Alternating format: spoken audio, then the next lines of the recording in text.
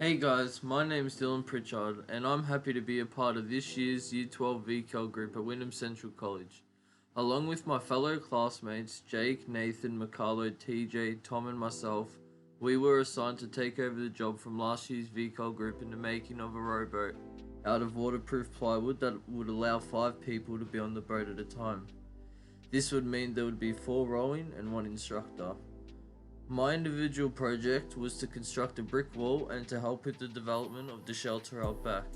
As we weren't able to complete the development of the shelter due to COVID, we still accomplished to sand and paint the timber frames, tidy up the entrance allowing a safe walkway, acquired tin sheets for the roofing, laid concrete to level the surface, and we also did some demolishing out the back with a clean up allowing multiple groups to do hands-on work. My group project was to help construct a boat which would allow us in future years to be able to take it out and help clean our waters where we wouldn't be able to get to if we were on foot. With the setbacks that have occurred this year with COVID and even the minor things of finding an area where we would be able to work, we were not able to begin the task of constructing the boat.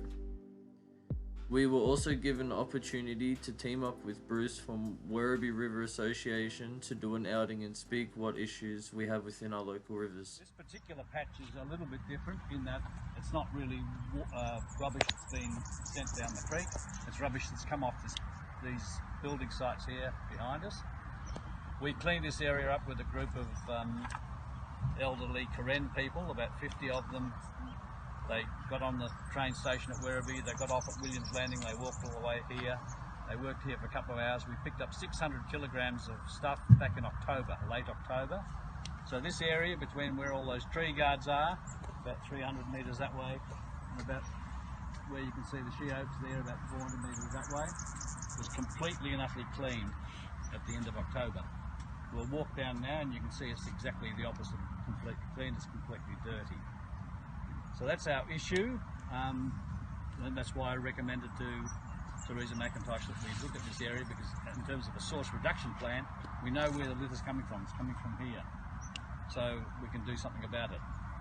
So we'll just go for a bit of a walk down and you can see what we're looking at.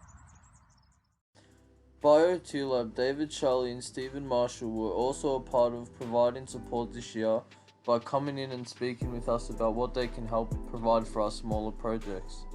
They were also looking into coming out with us for a day to get some samples of the water in our local area and also do some testing on the big swarms near water. Has anyone seen them walking down near water?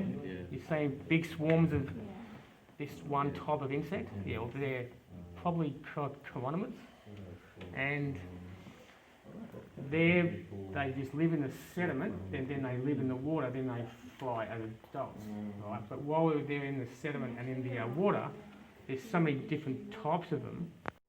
Also with the support from Melbourne Waters, Theresa McIntosh and Liam Coombs, they have been a big help by providing us with multiple outings to Werribee River and Skeleton Creek to have a deeper look at what rubbish is getting into our waters and what things we can do to prevent this from happening, to also save the wildlife animals that will slowly decrease if we don't do anything about it now. Mind what we've seen on the way in as well, and just think about where that might have come from. Because obviously we're looking here. It's not anything like we've seen, which is amazing. But just think about there's still perhaps people doing the wrong thing, just dumping litter out their cars as well. They've just dumped a whole car here, man.